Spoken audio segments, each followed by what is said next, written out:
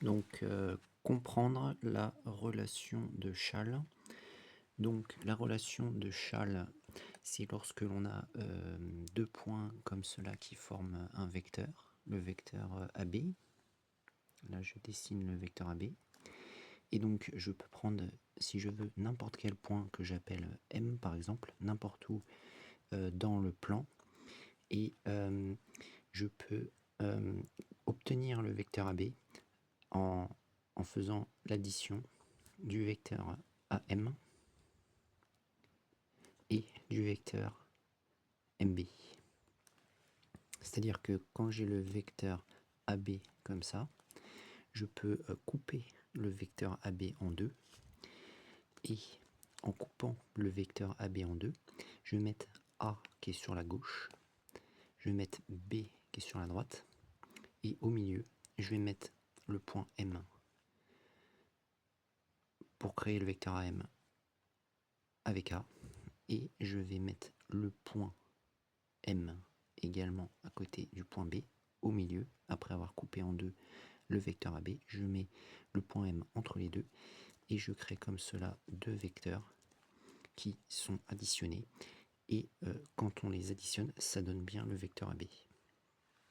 Donc la relation de Chasles, ça peut être utilisé pour ce que j'appelle la fusion de deux vecteurs. Donc par exemple, je dessine le vecteur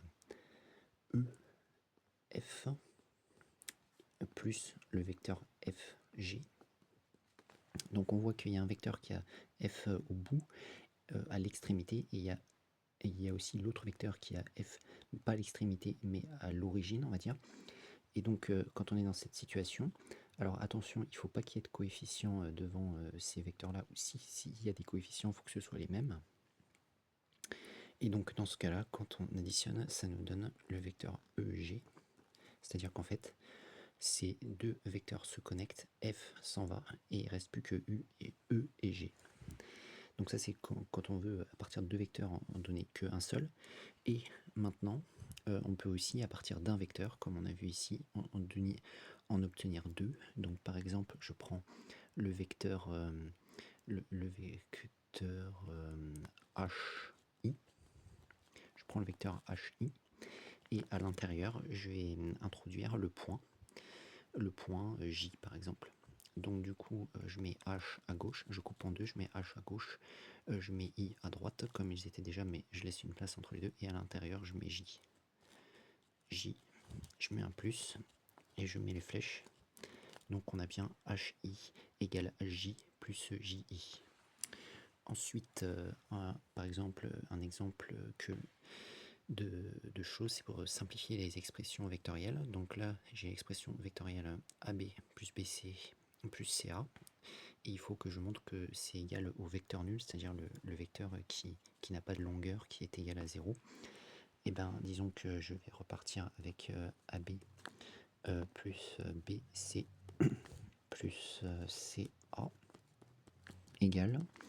Alors là, je vois que j'ai B à l'extrémité, que j'ai B à l'origine, que devant, j'ai pas de coefficient, j'ai un plus ici. Donc on a l'autorisation de fusionner comme on avait vu tout à l'heure. Donc je retire B et je colle A et C. Donc ça va donner AC plus CA. Ensuite, là, je suis dans la même situation. J'ai C à l'extrémité de ce vecteur et j'ai C à l'extrémité de l'autre vecteur.